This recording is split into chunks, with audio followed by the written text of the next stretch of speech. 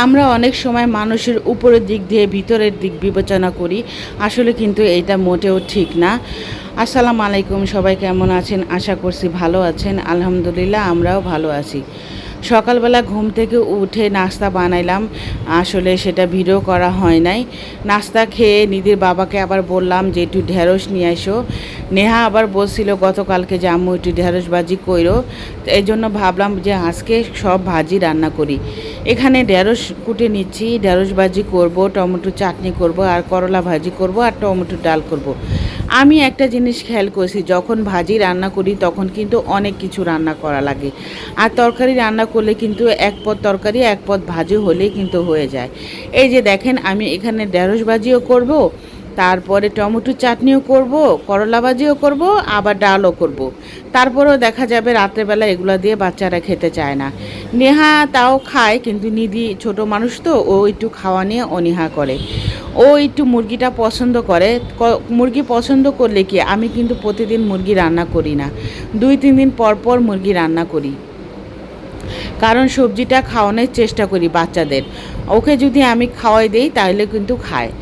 যাই হোক, এই যে আপনাদের সাথে কথা বলতে বলতে আমার ঢেঁড়সটা কাটা হয়ে গেছে। অনেকে এই সবজিকে বলেন ভেন্ডি, আবার অনেকে বলেন ঢেঁড়স, আমরা ঢেঁড়স বলি। যাই হোক, কথা বলতে বলতে আমার ঢেঁড়সটা কাটা হয়ে গেল। আর মামার সাথে গতকালকে অনেকক্ষণ কথা বললাম, ভালো লাগলো। মামা আলহামদুলিল্লাহ সুস্থ আছে, যায় ভালোভাবে পৌঁছাইছে। ওনার যে মালগুলা নিয়ে গেছে সেগুলো নাকি একটু ভাঙে নাই। আর মেজো বোন মামাকে আচার বানাই দিছিল। আমি ভাবছিলাম যে কাচের বয়মে আচারটা নিয়ে গেছে, ভেঙে গেল কি না। মামাকে আবার জিজ্ঞেস করলাম যে মামা আচারগুলা কি ঠিক আছে? মামা বলল হ্যাঁ, সব ঠিক আছে। যাক আলহামদুলিল্লাহ, আমার মামা যায় পৌঁছাইছে। সবাই মামার জন্য দোয়া করবেন, মামা জানি সুস্থ থাকে আর ভালো থাকে। ছোট বোন আসছিল আমার বাসায়, অনেক গল্প করলাম। আসলে ওকে আমি খুব আদর করি, ছোট থেকে ও আমার কাছেই বেশি থাকতো। আমার মেয়ের মতোই ওকে আদর করি, আমার কাছে ওকে খুব ভালো লাগে। যাই হোক, আমি আমার বোনের সাথে অনেকক্ষণ গল্প করলাম, তারপরে রান্না করতে চলে আসলাম। সেরকমভাবে আসলে ও আসার পর ভিডিও করা হয় নাই। আর ও কিন্তু আসেই না, কারণ ওরও সংসার আছে, 2টা বাচ্চা আছে, স্কুলে দেওয়া নেওয়া, তারপর রান্না বান্না করতে করতে সময় চলে যায়। আমি বললাম না, যা যা সংসার নিয়ে সে ব্যস্ত। এখন আর আমরা কাউকে দোষারোপ করি না, কারণ কারো সংসার নিয়ে কেউ কিন্তু সময় থাকে না, সবাই সময় নিয়ে ব্যস্ত থাকে। এজন্য বলি না তুই আসিস না কেন বা তুই যাস না কেন, কারণ সবাই সবার সংসার নিয়ে ব্যস্ত। এখানে আবার করলা ভাজি করবো, এজন্য করলা কুটে নিলাম। আমাদের মেয়েদের জীবনটা কি অদ্ভুত, তাই না? যখন আমরা বাবা মার বাসায় থাকি তখন কিন্তু বাবা মা আমাদের কোনো কাজ করতে দেয় না। একটা সময় যখন আমাদের বিয়ে হয়, সংসার হয়, তখন কিন্তু আমাদের সব সংসারের দায়িত্ব আমাদের মেয়েদের উপরে আসে। আসলে রান্না টান্না কিন্তু আমি কিছুই পারতাম না, আমার মা কিন্তু আমাকে কিছুই করতে দিত না।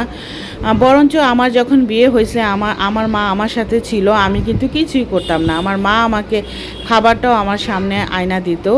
আর যখন আমি আমার শ্বশুরবাড়ি গেলাম, আমার আলাদা সংসার হলো, তখন আমি সব সংসারের কাজ আমার উপরে আসলো। এটা প্রত্যেকটা মেয়ের জীবনেই আসে। এজন্য আমি আমার মেয়েকে সংসারে কোনো কাজ করতে দিই না। অনেকে অনেক কথা বলে যে তুমি কেন তোমার মেয়েকে দিয়ে কাজ করাও না, শিখাও না। আমি বলি যে হ্যাঁ, ও যদি ওর সংসার হয়, বিয়ে হয়, আল্লাহর রহমতে ও তখন নিজেই শিখে নেবে। বলে যে না, যদি না শিখাও তাহলে কি শিখবে? দেখেন, আমি একটা কথা আপনাদের বলি, আমি কিন্তু কিছুই শিখি নাই, তারপরে কি আমি এখন পারি না? আমি কিন্তু আলহামদুলিল্লাহ এখন সবই পারি। মানুষ অভ্যাসের দাস, মানুষ দেখতে দেখতে সব শিখে যায়। আমি কিন্তু সেরকম দেখতে দেখতে সব শিখে গেছি। একটা পর্যায়ে কিন্তু আসলে অটোমেটিকই সবাই শিখে যাবে। আমি কিন্তু এইভাবে শিখছি। আমি আমার যাকে দেখতাম রান্না করতে, আমি সব কুটে টুটে ধুয়ে দিতাম, আর ও রান্না করতো, আমি দাঁড়ায় দাঁড়ায় সব দেখতাম। আর এই যে দেখেন, আমার ঢেঁড়স ভাজিটা হয়ে গেছে। দুপুরে আজকে আমরা এটা দিয়েই খাওয়া দাওয়া করব। আজকে সব ভাজির আইটেম রাখছি। আসসালামু আলাইকুম, সবাই কেমন আছেন? আশা করছি ভালো, আলহামদুলিল্লাহ আমরাও ভালো আছি। আজকে আবার নতুন একটা ব্লগ নিয়ে চলে আসলাম আপনাদের মাঝে, আশা করি আপনাদের ভালো লাগবে। আর চলেন আমি সারাদিন কী কী করি সেটা আপনাদের সাথে শেয়ার করব। আসলে সকাল থেকে ওই নাস্তা বানানোর ভিডিও আজকে করি নাই। গতকালকে আমার শরীরটা হঠাৎ অসুস্থ হয়ে যায়, সবাই আমার জন্য দোয়া করবেন। আর এখন তো কি কি রান্না করব সেটা আপনাদের সাথে শেয়ারই করলাম। আজকে তেমন কিছু রান্না করব না, করলা ভাজি, টমেটো চাটনি রান্না করব আর ঢেঁড়স ভাজি, এটা দিয়ে আজকে আমরা খাবো। আর এই যে সকালে ঘরে এই অবস্থা, আজকে ঘর এখনও তেমনভাবে গোছানো হয় নাই। আর এই যে জুতা কি করছো দিদি, এখানে এগুলো জুতা রেখে কি করছো, কি সাজাইছো? হুম, তা আমি করি না, বাবা করছে। ঠিক করে রাখো জুতা, এগুলো প্যাকেটে ভরে ভরে।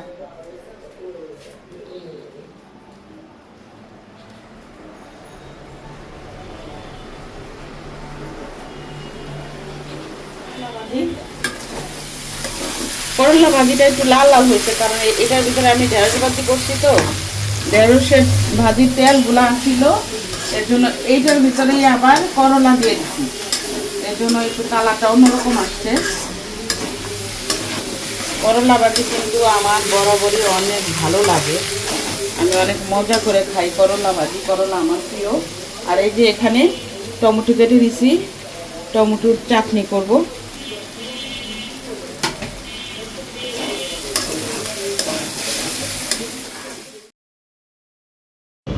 কাজের পাশাপাশি আমি বিছনাটাও আবার ঝেড়ে নিচ্ছি রান্নার পাশাপাশি।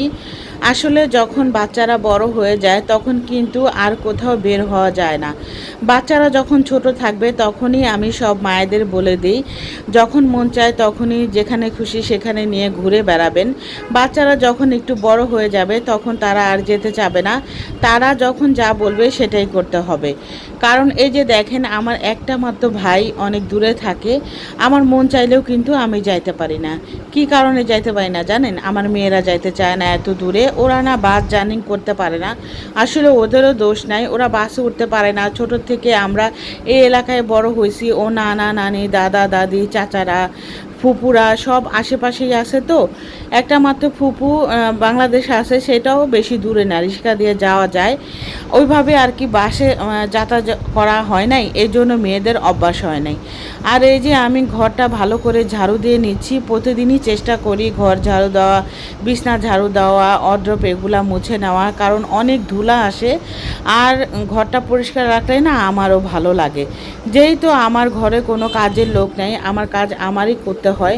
আমি যখন অসুস্থ থাকি তখন দেখি আমার মেয়েরা মাশাআল্লাহ আমাকে অনেক হেল্প করে। আমি নিজেই ওদেরকে কোনো কাজ করতে দিতে চাই না, কারণ বললাম না, আমি ছোট থেকে দেখেছি আমার মা আমাকে কোনো কিছু করতে দিত না। আমার মা বলতো যে যতই কিছু হও বিয়ে হইলে, তুমি যতই শিক্ষিত হয়ে বড় কোনো একটা পোস্টে চাকরি করো, কিন্তু দিন শেষে কিন্তু তোমার রান্নাঘরে আসতেই হবে। এর জন্য আমার ঘরে তুমি সুখ করে যাও, শ্বশুরবাড়ি গেলে নিজের সংসার যখন হবে তখন তো তোমার কাজ করতেই হবে। আমি যতদিন বেঁচে আছি ততদিন তোমার কিছু করতে হবে না। আমার মেয়ে নেহা এখন অনেক কিছু আমাকে কাজে হেল্প করে, বিছনা ঝাড়ে, তারপরে হাঁড়ি পাতিল সিঙে থাকলে সেগুলো ধুয়ে দেয়। তারপরে রান্নার পাশাপাশি সে দাঁড়ায় থাকে, বলে যে আম্মু তোমার হাতে রান্না আমার অনেক মজা লাগে, তুমি আমাকে রান্না শিখাবা। বিশেষ করে ওর আমার হাতে বিরিয়ানিটা নাকি অনেক ভালো লাগে, আর নাকি রোস্ট নাকি ওর কাছে আমার এত ভালো লাগে। প্রত্যেকটা সন্তানই প্রত্যেকটা মায়ের রান্না অনেক ভালো লাগে। আমি আমার মায়ের রান্না অনেক মিস করি, কিন্তু আমার মা তো নাই।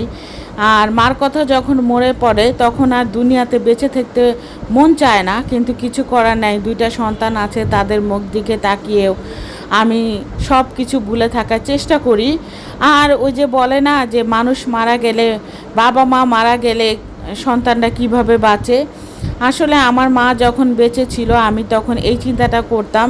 কিন্তু দেখেন সময়ের সাথে সাথে আল্লাহ ধৈর্যটা দিয়ে দেয়, প্রত্যেকটা মানুষকে আল্লাহ ধৈর্য দিয়ে যায়, তাহলে তা না হলে কিন্তু মানুষ পাগল হয়ে যেত, আমার এটা মনে হয়। আর এই যে দেখেন আজকে কিন্তু অনেক রোদ উঠছে, আর আমি কথা বলতে বলতে অনেক কিছু উল্টাপাল্টা বলে ফেলি, আপনারা কিছু মনে করবেন না।